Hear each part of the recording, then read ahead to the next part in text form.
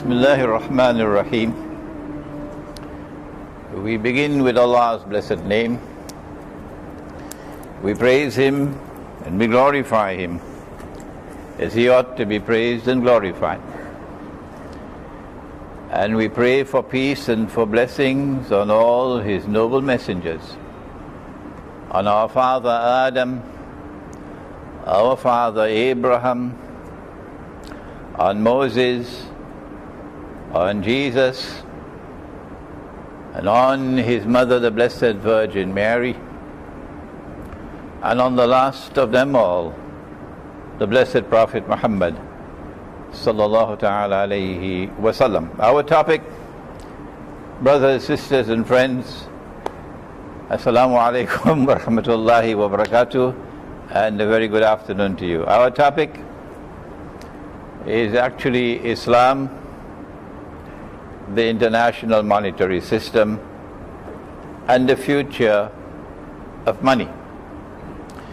If during my talk you get scared and worried, please don't take out your, is it called iPad or BlackBerry, to check to see whether your money is still in your account in the bank.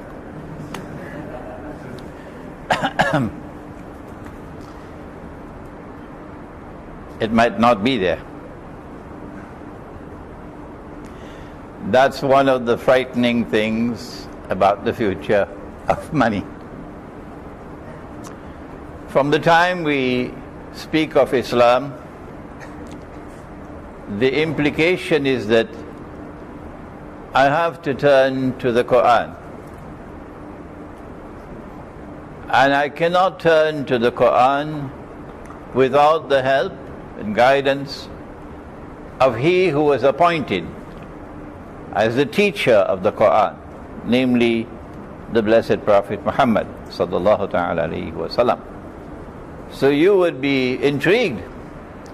How is he going to go to the Qur'an and to the word of the Prophet, the Hadith, in order to deal with international monetary economics?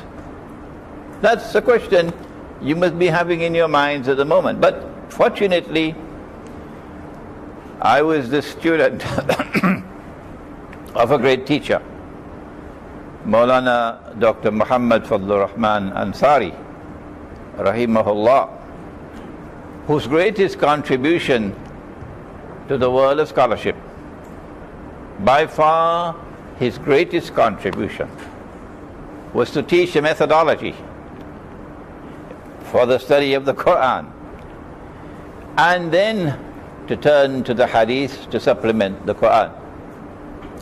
And that methodology will be used, inshallah, today. We are, before I forget, we are honored, in fact, today, to have two of his daughters present and two of his granddaughters present. And we welcome them with a special welcome to this gathering. I was resident in New York for some 10 years, and I got an invitation from the Methodist Church. They wanted me to give an address to a gathering, a convention of Methodist ministers.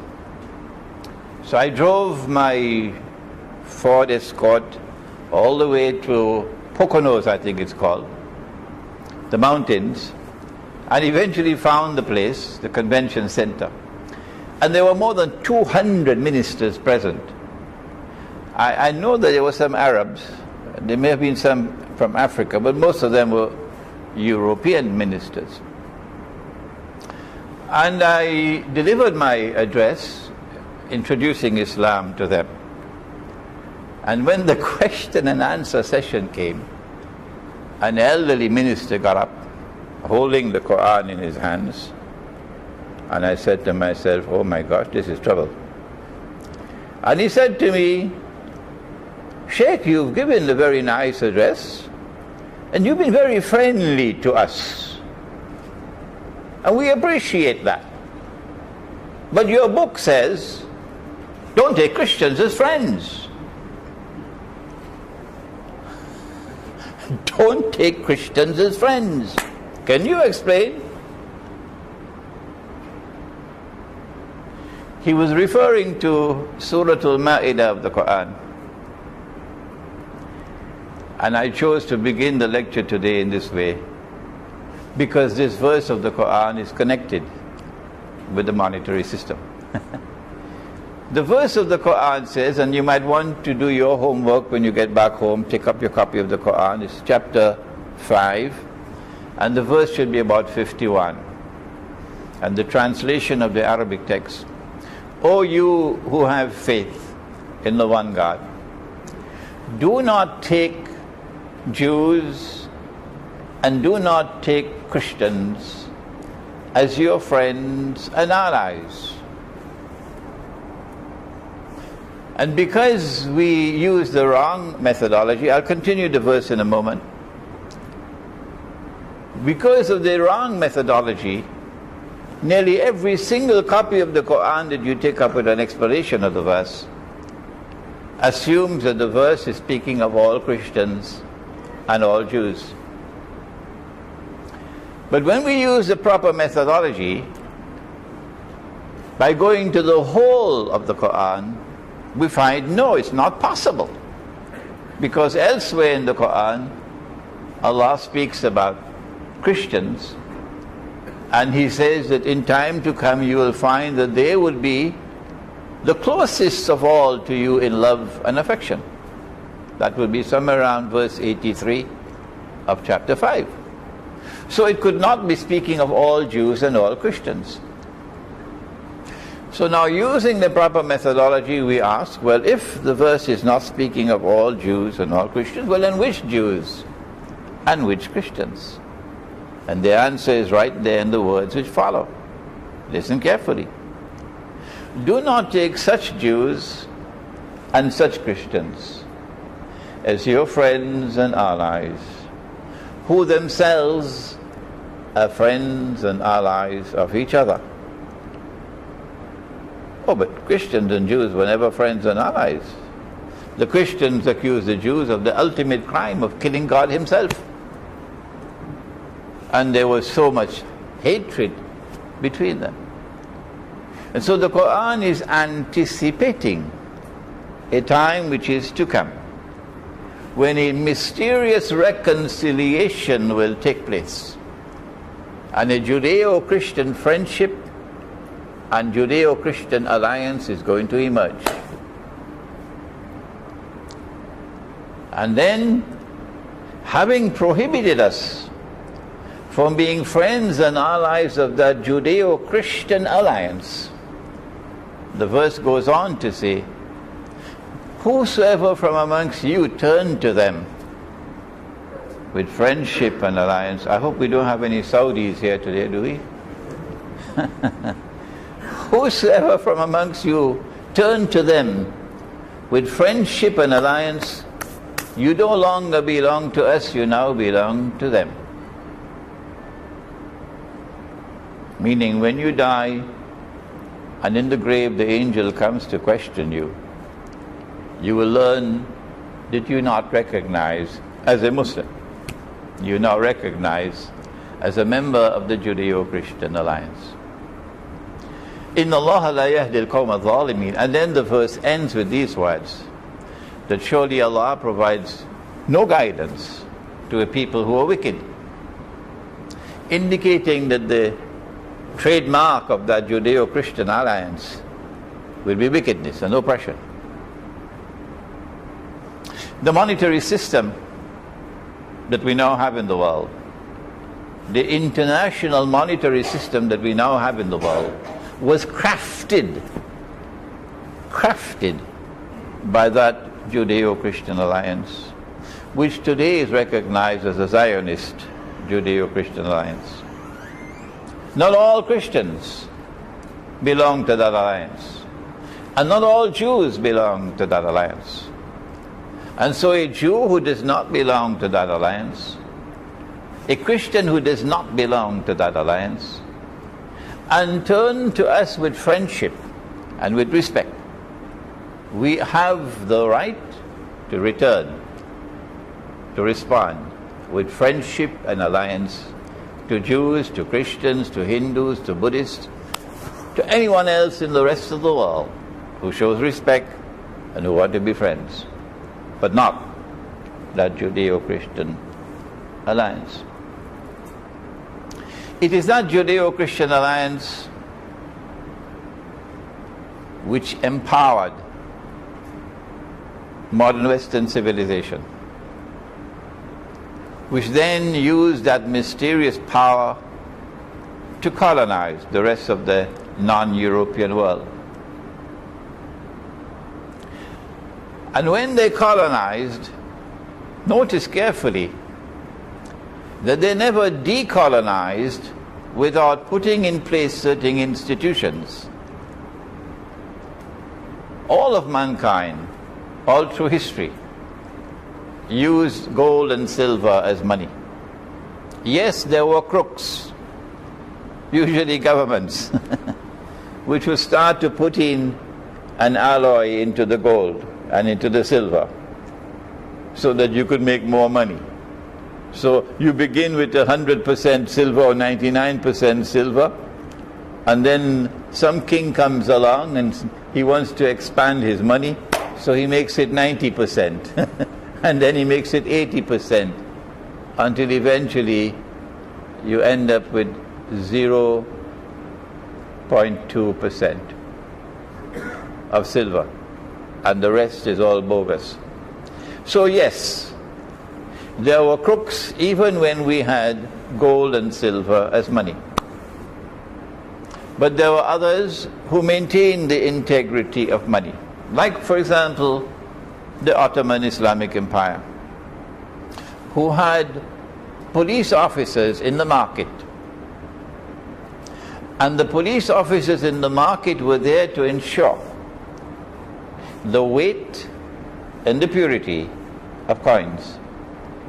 And if you were caught in the market with a coin which was bogus, you will be tried in the market, and if found guilty, you will be punished right there in the market.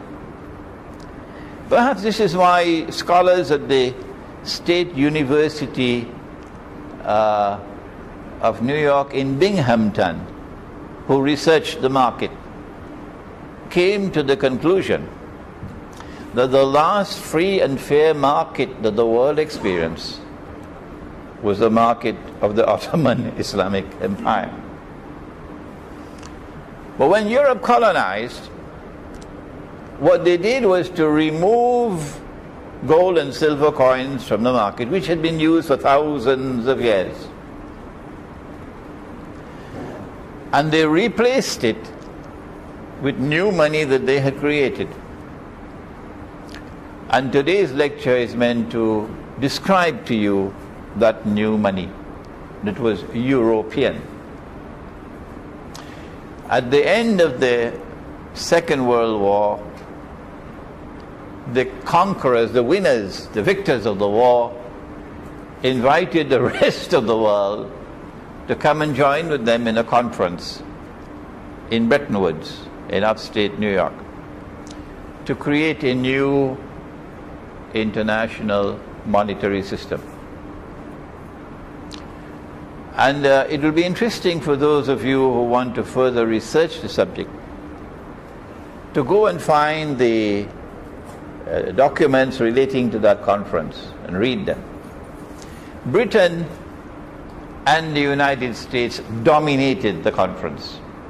France was there, and France had good thinking.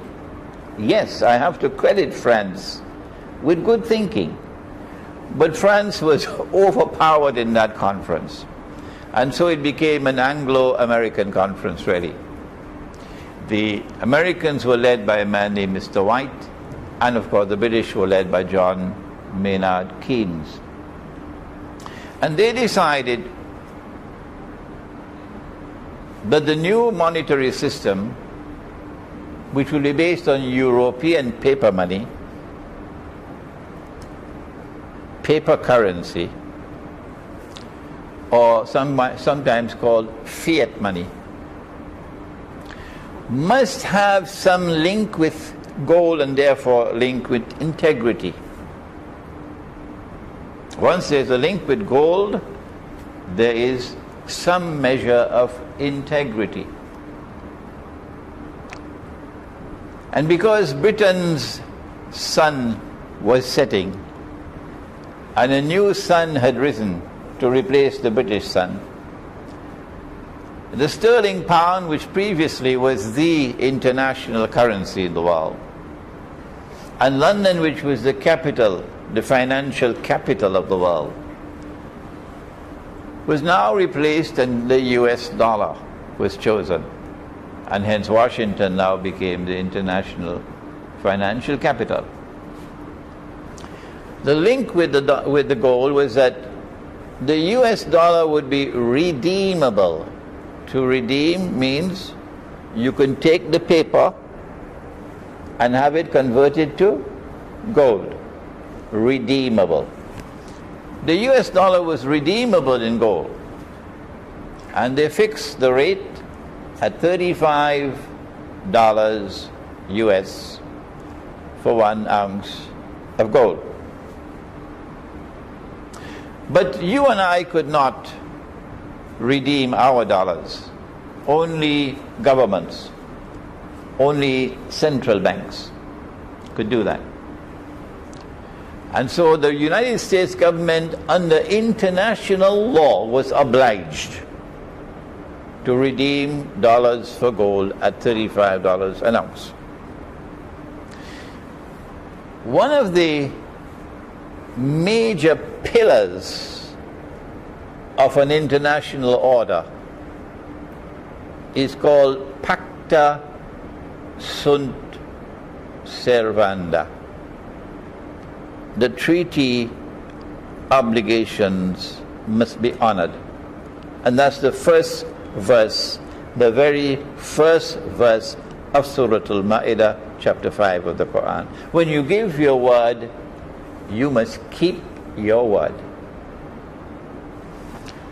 And so the United States had an obligation under international law to keep their word, to redeem US dollars for gold at $35 an ounce whenever a central bank or a government wanted it redeemed.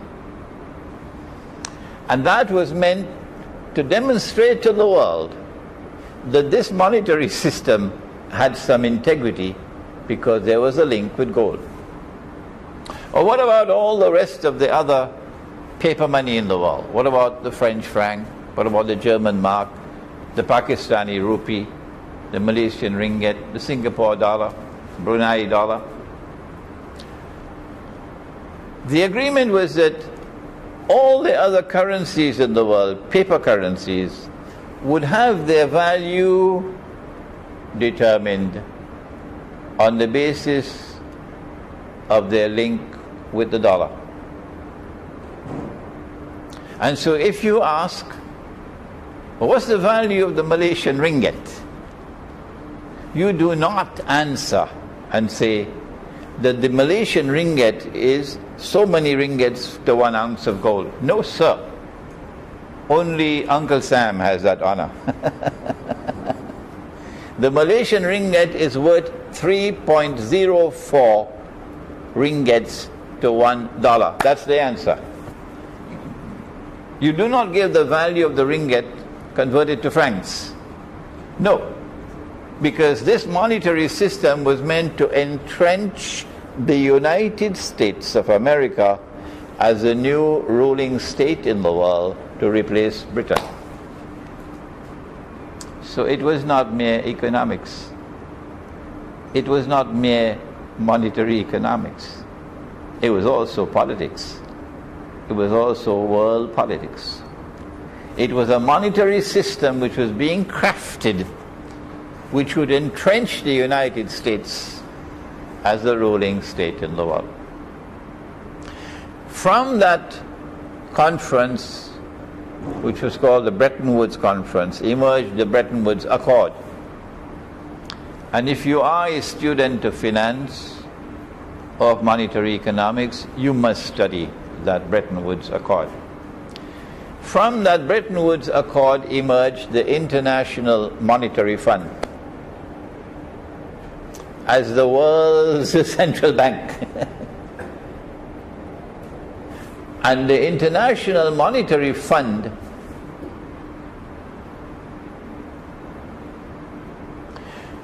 had rules which required every member state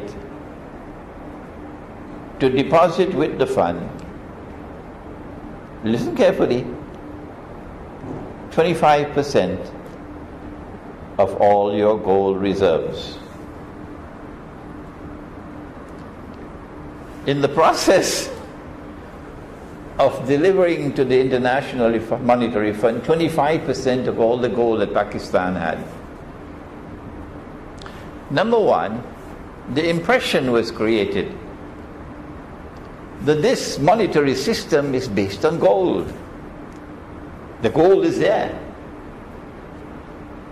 The actual fact was they wanted to know how much gold you had. Number one. And number two, they had a strategy. The Articles of Agreement of the International Monetary Fund, listen carefully, prohibited the use of gold as money. Why? Is there anyone underneath the clouds and underneath the sun who could answer that question? When Dr. Mahathir in this country, some maybe 10 years ago, decided that it would be good to introduce gold dinars as money, at least for government-to-government transactions. He was not aware. Someone had to inform him that international law prohibits the use of gold as money. Why? The answer was, if you allowed gold and silver to remain in the market, then this monetary system based on paper would collapse. Because the paper has a habit of leaking, meaning falling in value. That's why it was crafted. And as the paper fell in value, you were ripped off. And so they had to prohibit the use of gold as money. Where were the scholars of Christianity at that time? Where were the scholars of Judaism at that time? Where were the scholars of Hinduism and Buddhism?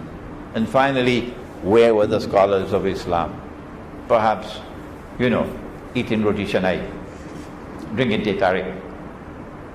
Because here, as plain as daylight, was something which should have troubled them. The Qur'an recognizes gold, dinar, as money.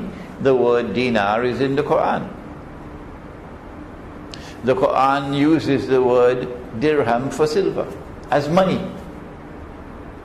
And Prophet Muhammad, Allah's blessings be upon him, clearly defined money as dinar and dirham, gold and silver. If Allah has made something halal, and Dr. Zuhaidi Zainuddin will be happy to hear this now. If Allah has made something halal and you make it haram or prohibited, then that's not just a normal sin. No. There's one sin, only one sin that Allah will never forgive. And that is blasphemy. The Arabic word is shirk. And in Surah At-Tawbah of the Qur'an, it clearly mentions that this is shirk, to make haram what Allah made halal, or to make halal what Allah made haram. And so in the process of prohibiting the use of gold as money, the international monetary system was based on shirk. But the scholars of Islam didn't notice it in 1944 because, you know, the roti canai. What is more amazing is that some 70 years have passed since the International Monetary Fund was established in 1944-45. And the world of Islamic scholarship has failed and failed miserably. It is an embarrassment to recognize that this is shirk.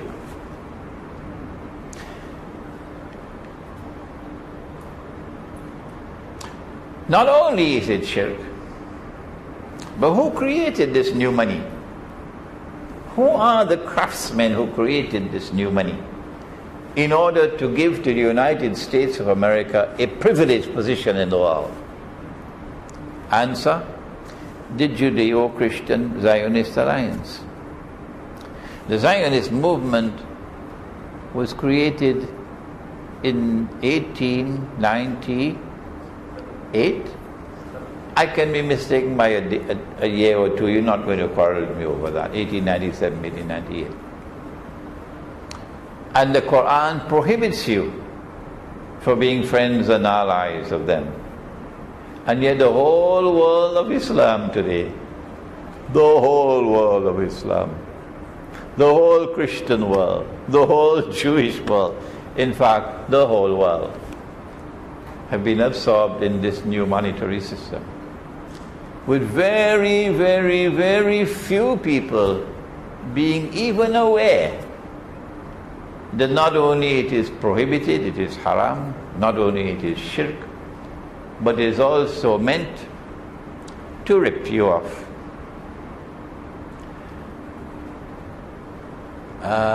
You kindly excuse me for returning to the Qur'an one more time,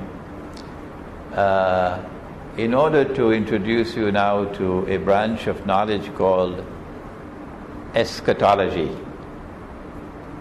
Eschatology is the study of the end time.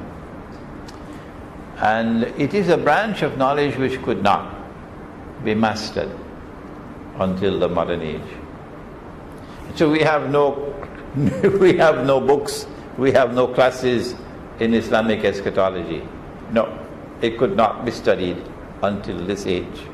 And this is the age when things are happening. When Pharaoh, you know Pharaoh from Egypt, was drowning, the Qur'an tells us something about what happened underneath the water. That he declared his faith in the one God of the Israelite people. Prior to this, he was declaring, I am the Lord Most High. But when he was dying, he recognized that he wasn't God.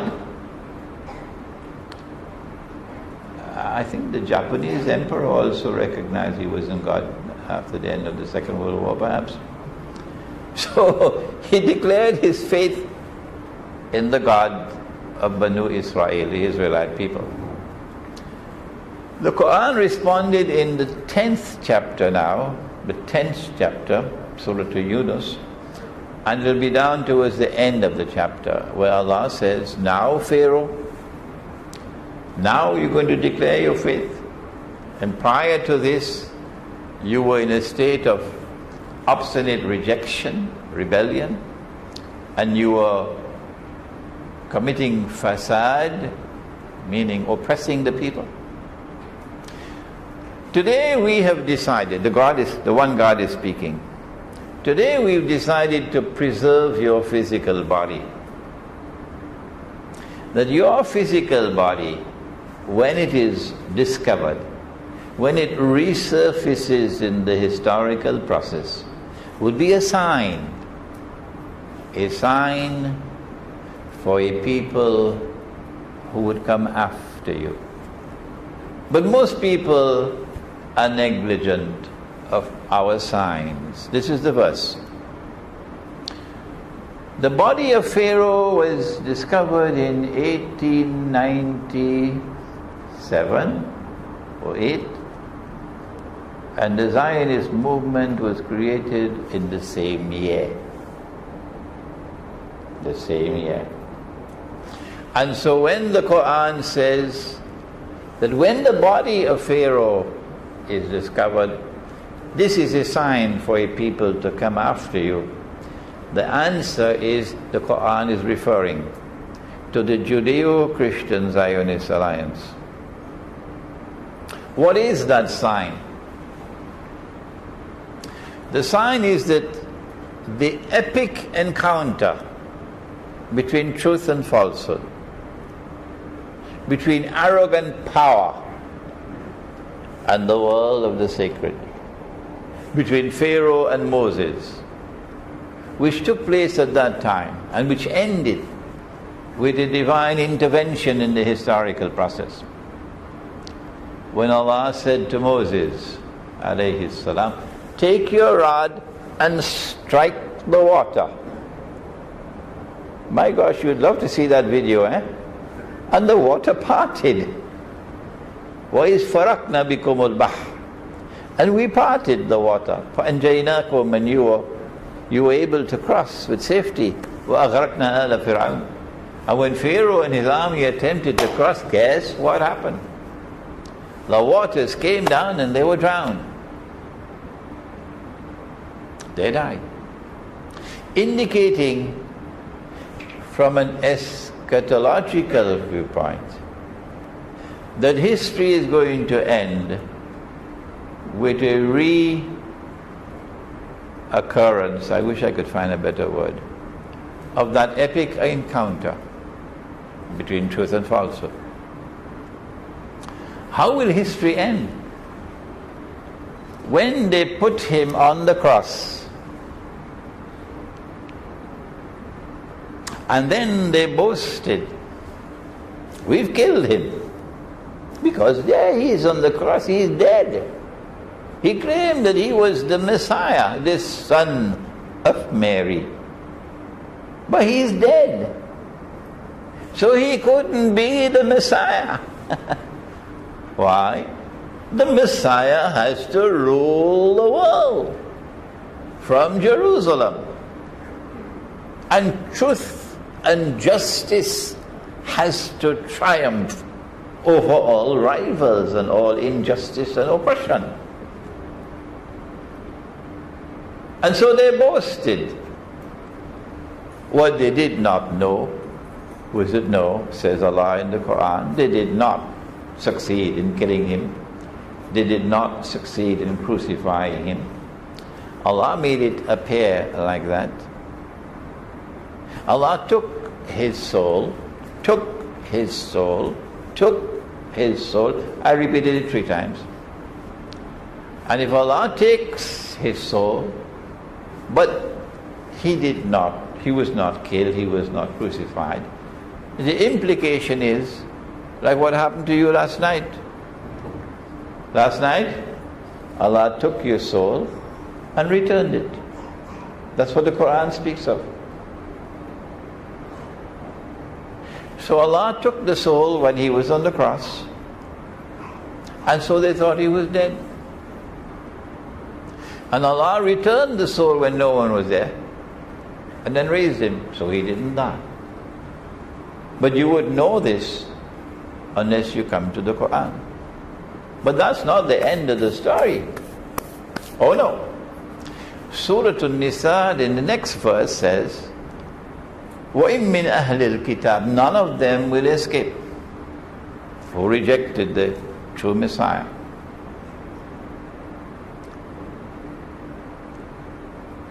But rather, when he returns, before he dies, they will all have to believe in him. Every single one of them. So I was in a synagogue in New Jersey, and there were a few hundred Jews in the gathering, and I was speaking to them, and when I made mention of this, that when Jesus comes back, because he didn't die, all of you are going to have to believe in him as the true Messiah. When the lecture was over, they all surrounded me. And I am in the center. And they were demanding from me, not hostile, politely, but earnestly, why should we have to believe in that which we have rejected? Why? Tell us why. Imagine me with a few hundred Jews all around me demanding an answer. The answer is, at that moment when the divine intervention takes place, the veils are going to be removed and you'll be able to see the truth. And so history is going to end in this way. There has to be someone ruling the world from Jerusalem. But the Prophet said that before that, there's going to be a false Messiah. And the false Messiah must rule from Jerusalem. And that is why they wanted the United States of America in this monetary system to become the ruling state. We can see now the dubious character of this monetary system, which is intended to deliver to the United States, and later on when we speak about petrodollars, you're going to see how the system is working. You will see now how the system is meant to deliver to the United States, through this monetary system, power over the rest of the world. And then to deliver that power to a third ruling state which is about to emerge, Israel. So when Israel rules the world, you'll have a new monetary system. Paper will be gone. It'll be all electronic money. And then the banking system takes over from governments. But we can see the evidence of the dubious character of this monetary system when in 1933 the US government, at the behest of the Federal Reserve, enacted legislation prohibiting the use of gold as legal tender. Why would you do that? Because there's some crisis in the system. If there's a crisis in the system, you must turn to gold, because gold will restore stability. Ask any Argentinian and he'll tell you that. The United States government prohibited the use of gold as legal tender. Number one, 1933. Number two, if you were caught with gold after a certain date, you would be fined 10,000 US dollars, or you could spend 6 months in jail. Why this drastic measure? You had to take your gold and give it to the government, and the government will give you paper in its place at $20 an ounce. So all of the United States had to hand over their gold to Uncle Sam. Those who were smart shipped their gold to Switzerland and got away. After the United States government had taken all the gold, then in 1934, January I believe, they then devalued the dollar. What's that? We never had this word before, devalue. We thought value was stable. Value is created by the one God. How can you devalue money? Yes, you can. When you stop using money with intrinsic value, gold and silver, and you replace it with money which has no intrinsic value, then you can devalue. So we see the system working now.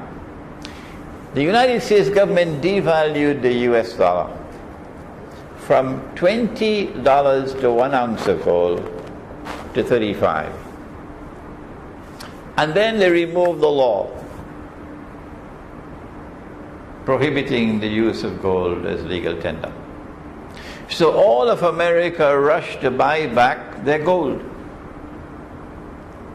But in the process, if you had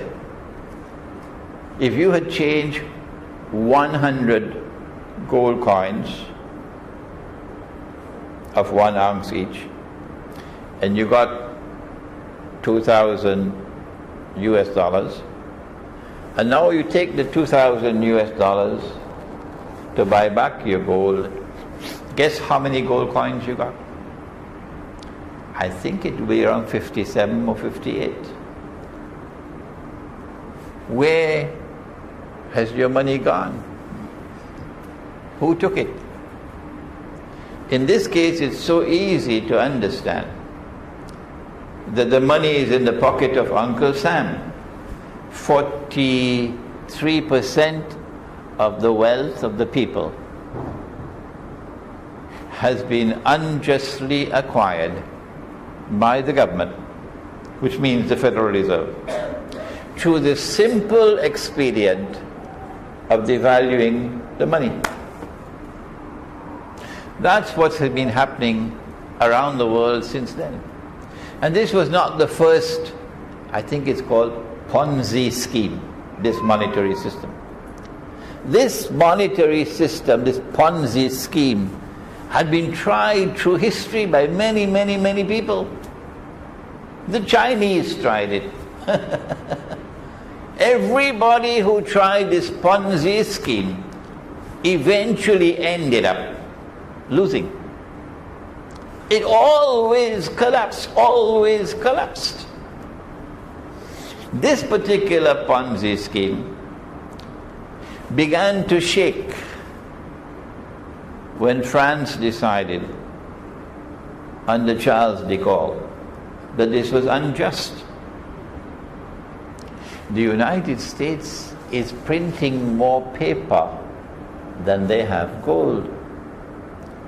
If Dr. Zuhaidi were to issue more checks than he has money in his account, that would be fraudulent. Fraudulent. And you could go to jail for that. And that's what the US government was doing. No other government could do that. Only the United States. They were financing the Vietnam War by just printing and printing and printing more paper money. And Charles de Gaulle was quite angry because the French could understand the unjust nature of the monetary system. Charles de Gaulle got up in the French National Assembly and delivered a historic address in which he analyzed the monetary system and demonstrated how this monetary system was not only fraudulent but also was designed to give to the United States of America an unfair advantage over the rest of the world.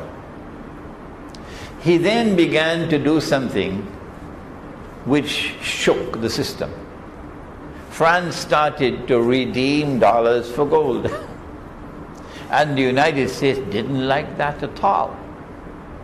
Because if the French could do it, then Saudi Arabia might join the line, and Kuwait might join the line, and many other countries.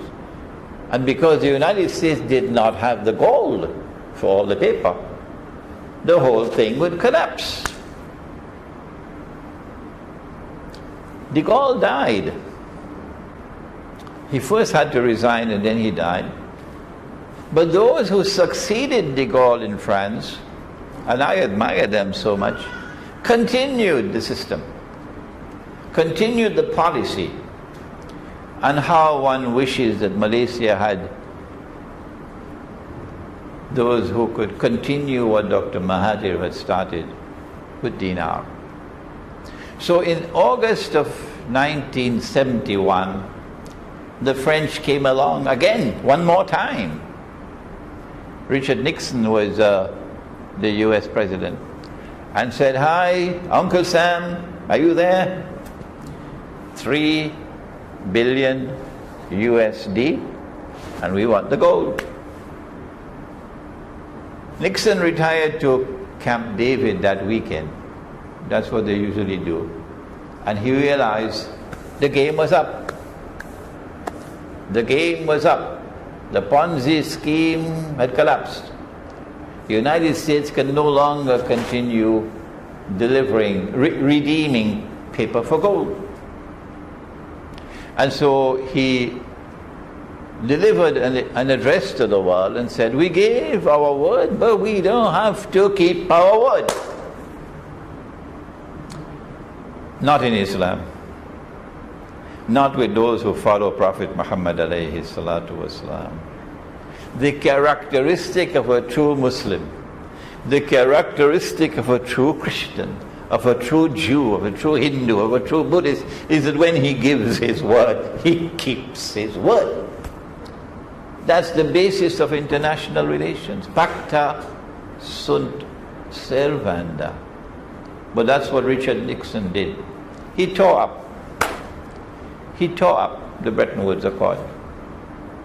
He decided to abandon the provisions of the International Monetary Fund. And so from September 1971, the US dollar is in no man's land. What's going to happen? Is this money system going to collapse now? I have some interesting news to give to you now. From 1971 to 1973, the planning took place for the Arab-Israeli war. And the Zionists were on both sides of the fence. So that the war could end with a draw, an honorable draw. And King Faisal of Saudi Arabia, rahimahullah, had been making threats for some years after 1967 when they lost Jerusalem. He'd been making threats to impose an oil boycott. Henry Kissinger was delighted to hear about the oil boycott. And so Henry Kissinger decided, I want it because I need something to replace the IMF gold standard. And so with unusual brilliance, shall I call it diabolical brilliance, they planned it. And they encouraged Faisal to impose the oil boycott. And as soon as the war started, Saudi Arabia imposed, this is October 1973, Saudi Arabia imposed an oil boycott on the United States. And they were miles long, the cars lining up miles long to buy gasoline. But Kissinger was smiling. Kissinger was smiling because his plan was working. So once the war ended with an honorable draw, Kissinger saw, and Wall Street assisted, and the US dollar started to tumble. It lost its value by 400% in 1 year. At the beginning of the war, the US dollar was trading as $40 for an ounce of gold. And after the war, the United States dollar is now trading at $160 for an ounce of gold. This calamitous decline in the value of the US dollar had an impact on the price of oil. The Saudis were selling their oil for $3 a barrel. But with the collapse of the US dollar by 400%, the Saudis are now selling their oil at $12 a barrel. And the Saudis are smiling. So then Kissinger made his move. Brilliant, absolutely brilliant. But before I tell you about his move, let me take you to Prophet Muhammad sallallahu ta'ala alayhi wa sallam. Al-ilmu akhiru zamanu Islamic eschatology. The Prophet said that among the signs of the last day is that the river Euphrates, which is in Iraq, will uncover the river Euphrates will uncover a mountain of gold. And people will fight over that gold. And 99 out of every 100 would be killed. And everyone will be saying, I am the one who will be saved, indicating that this is not conventional warfare for that gold. This is nuclear warfare. Conventional warfare, no kill 99 out of every 100. No. But the believers who worship the one God, who are there, should not touch that gold. That prophecy was fulfilled. This is religious symbolism. And religious symbolism has to be interpreted. Like, for example, the Prophet said that the Antichrist or Dajjal will travel on a donkey. And the donkey will travel as fast as the clouds. And the donkey will have his ears stretched out wide. There are our Salafi brothers who joined with NATO to bring down the Libyan government, and who are now fishing in Libya, and now receiving the punishment for their fishing in Libya and in Syria. And they say that once Allah and His Prophet have not interpreted, we have to wait for the flying donkey. Our methodology is different. We recognize this to be religious symbolism, and we say this is the aircraft. The flying donkey is the aircraft, meaning the Antichrist will control the sky. Similarly with the mountain of gold. They say this has to be understood literally. And so we have to wait for the mountain of gold to come from underneath the river. We say no. When Kissinger went to Faisal in 1974, the stage had already been set. Faisal was already smiling because the collapse of the US dollar had transferred itself into rise in the price of oil for the Arabs. Kissinger said, this is peanuts. This from $3 to $12, this is peanuts. Meaning, the US dollar can go down and down and down and down and down and down and down. And as it goes down, the price of oil is going to go up and up and up and up and up. And you're going to become fabulously wealthy beyond your wildest dreams. And Kissinger was speaking the truth. He was correct. Indeed, our Prophet said that the time will come for some of his followers who, when they want to give zakat, charity, mandated charity, they will not be able to find anyone who would accept the zakat in Qatar, for example, unless it's a Bangladeshi driver or a Filipino maid or an Indonesian slave. They're all slaves. They're all slaves. They work for the wage of a slave, so they're slaves. Our daughters from Indonesia. So you will not find anyone to accept. And here was the fulfillment of the prophecy about to take place. Kissinger said, I ask only one thing of you. That's all. And you become fabulously wealthy. And he was truthful. All that you have to do is to make a declaration that no one can buy oil from you other than with US dollars.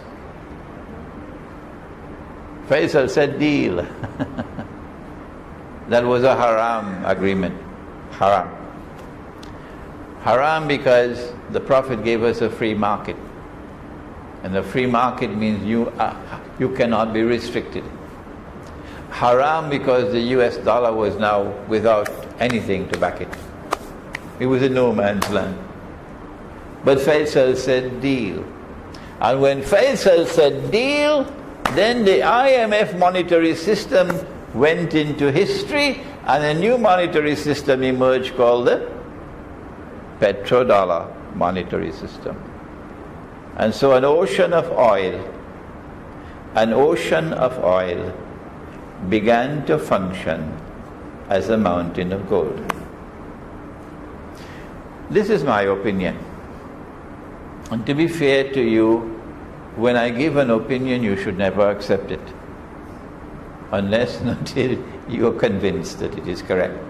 This is how I show respect for the intellect of my audience. Study the subject. Here is what the Prophet said, and here is my interpretation. And so now a new monetary system emerged called the petrodollar monetary system. And the US dollar is the mountain of gold. Previously they could print paper to finance the Vietnam War and so on. But now there is no limit. You can print as much paper as you want. There is no limit. The sky is the limit.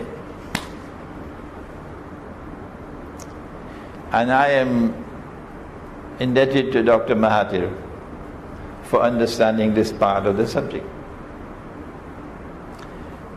They no longer print paper. It's too cumbersome. You need so much paper, you need so much ink.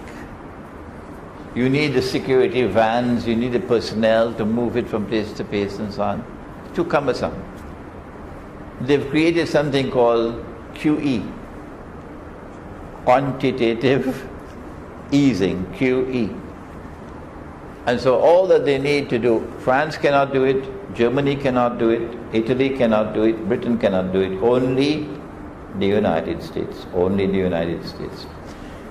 You instruct the Federal Reserve Bank. Obama instructs the Federal Reserve Bank. I may be wrong, but I believe QE started with Obama. I may be wrong. I don't think it started with George Bush. I may be wrong. And the Federal Reserve will write a check, that's all, for $7 trillion. I thought that 7 trillion was 7 million billion. Somebody sent me an email, Sheikh, your maths is wrong. 7 trillion is not 7 million billion. It's 7 billion billion. That's what he said to me. And the Federal Reserve will write that check and then send it to the banking system. And the banking system is now conglomerating around few banks. And they control all the rest. When that check reaches the banking system, it's not yet money. No, it's just a check. But when Egypt now signs an agreement with the IMF for a loan of $4 billion, that's peanuts. When Egypt signs the legal document to repay, now it is money, not before. And so they are moving rapidly with quantitative easing to empower the banking system with a financial and monetary power unprecedented in history. This is preparatory to the collapse of the US dollar. Because I said that the Messiah has to rule from Jerusalem, the false Messiah first, our eschatology tells us through a hadith of the Prophet ﷺ that there has to be a last ruling state to replace the United States. I wrote this book, Jerusalem in the Qur'an, some 12 years ago, published here in Malaysia. And in this book I said that the US dollar is going to collapse and the United States will no longer be the ruling state in the world, 12 years ago. and that Israel is going to replace the United States as the next ruling state in the world. This was written 12 years ago. It has remained a bestseller for the last 12 years. Israel has to replace the United States. When Britain was the ruling state, there was one monetary system. When the United States replaced Britain, there was another monetary system. And so when Israel replaces the United States, you must have a new monetary system. I gave you a hint just now. The US dollar is going to collapse. It has already collapsed, actually. It's about 1,800 US dollars now for 1 ounce of gold. Yeah, about 1,800. If Israel attacks Iran, that's it for the US dollar. That's it. When the US dollar collapses, I believe what they will do is to demonetize it, meaning it cannot be used as legal tender. So you'll have to take your dollars to redeem it for the new money that the United States government will issue. Many countries have done that in the past. The new money, however, when you redeem your US dollars, you'll only get a fraction of the value. Black America will lose a lot of money, but that's peanuts to what white America is going to use. And the United States have guns. People are allowed to buy guns. So the world can expect fireworks in the United States in the years to come. This is not any original analysis on my part at all. Many people have come to that conclusion. The US dollar is going to collapse. They're going to demonetize it. Some new money is going to come to replace it. And there's going to be fireworks in the United States when people are ripped off of their wealth. The collapse of the US dollar will reverberate in the monetary system around the world. And people who are holding weak currencies, like the Pakistani rupee, the Bangladeshi taka, the Indonesian rupiah, the Egyptian pound, etc., they're going to be in a state of panic when the US dollar collapses. And they're going to want to dump their paper money as fast as they can because of runaway inflation. And as they dump their paper, the inflation is going to multiply. And so the system will collapse like butter, easily. And make way for the new monetary system of only invisible and intangible electronic money. And that's why I ask you, please put away your blackberries and so on. Because once money is only electronic money, your money is not safe in any bank. Can you take your money out of the bank? Huh? No, you cannot. You can't take your money out of the bank because there's nothing to take out. It's only electronic impulses. All that you can do is transfer money from one account to another. And sometimes, instead of you transferring your money from your account to another account, somebody who is a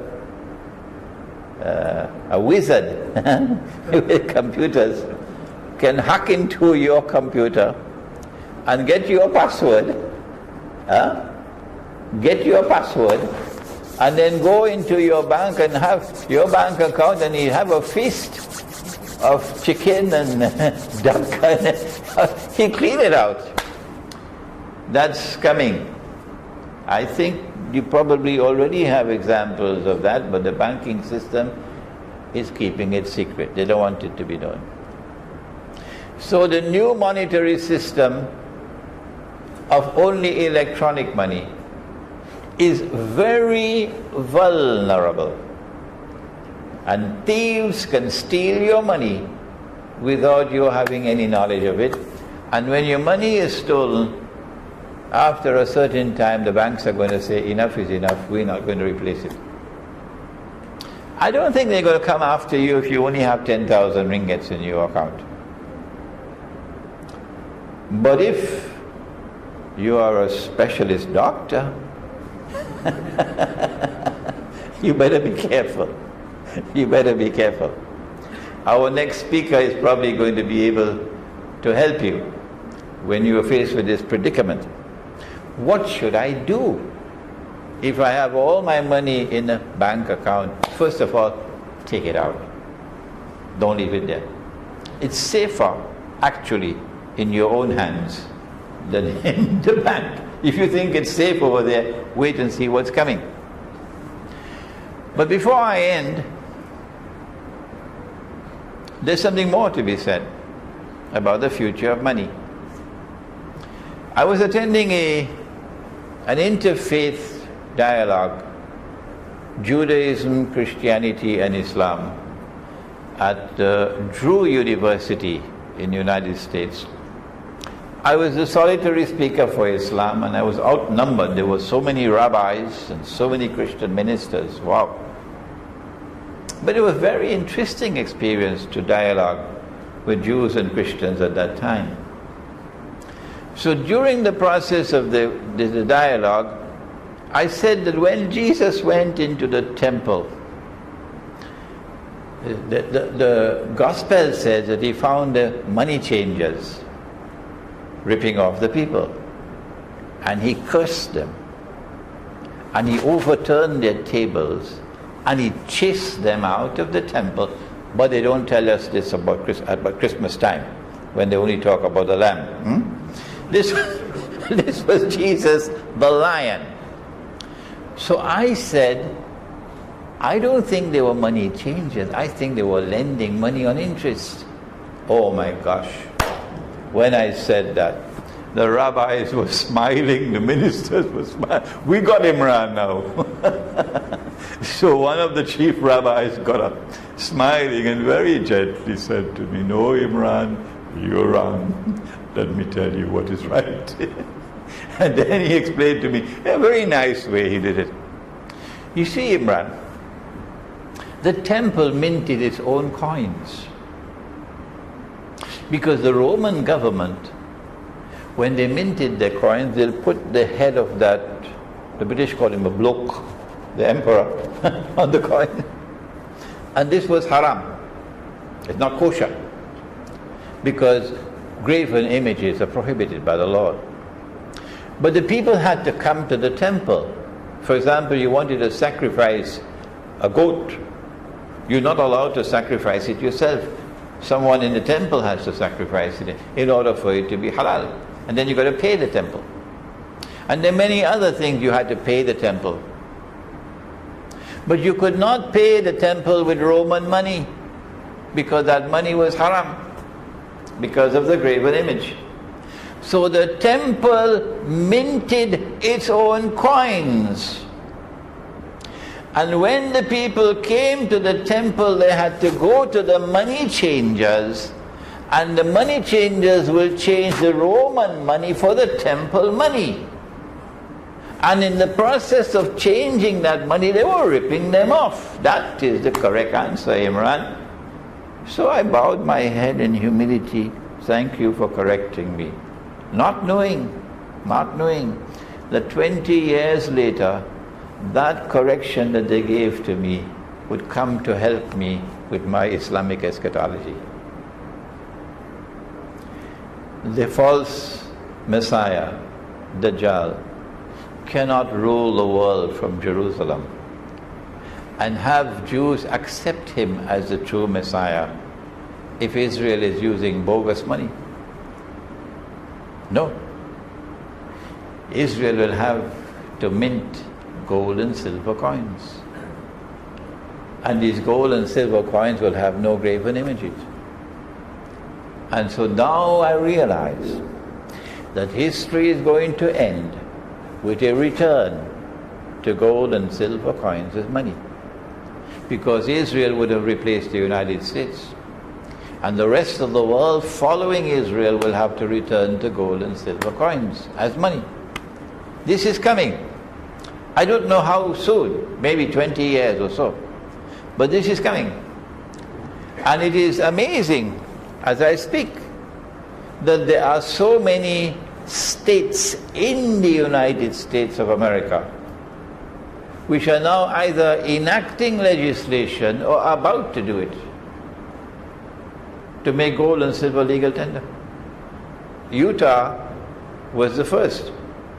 Our next speaker probably has more knowledge of this subject than I do. And so now we end our talk on Islam, the international monetary system, and the future of money. And from now we can look forward to a collapse of paper money and the universal embrace of electronic money with all the hazards.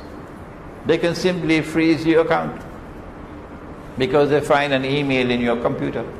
Terrorists. That's all. And they freeze your account. You can't do anything about it. You can't take your money out of the account. No. There's nothing to take out. So what to do?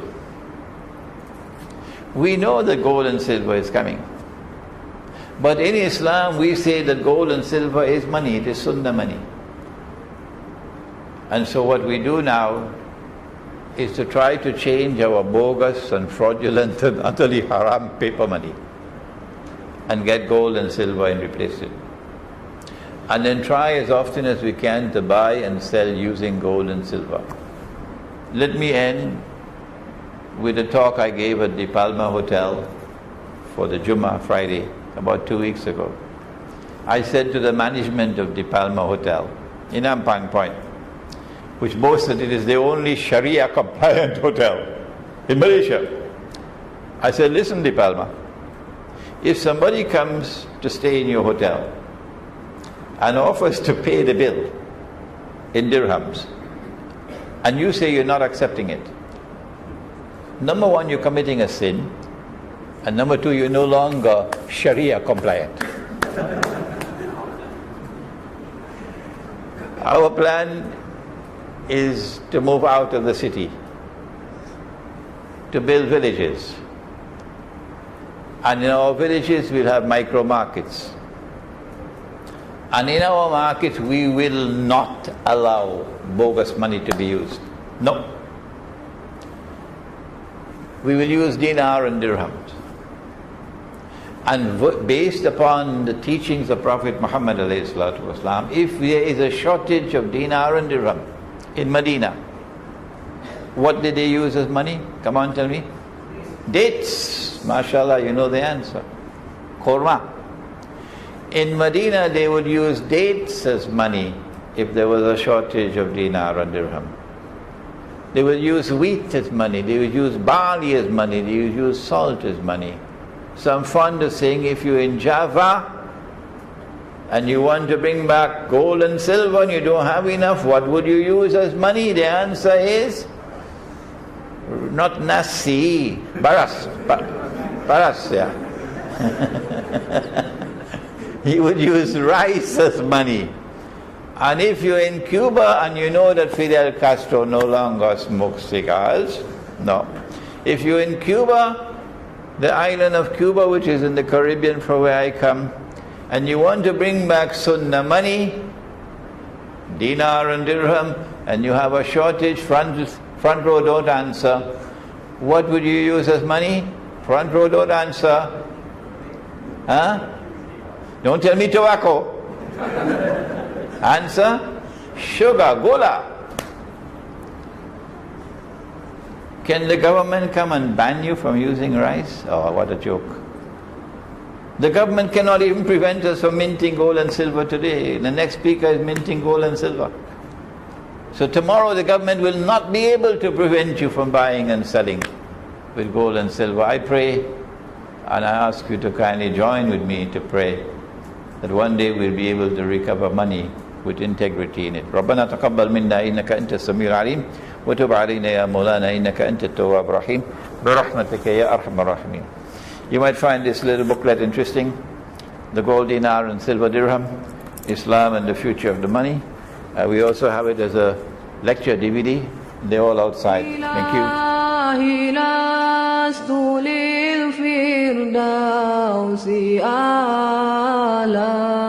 ولا أقوى على نار الجحيم الله فهب لي توبة واغفر ذنوبي فإنك غافر الذنب العظيم إلهي لست للفردوس أهلا ولا أقوى على نار الجحيم الله فهب لي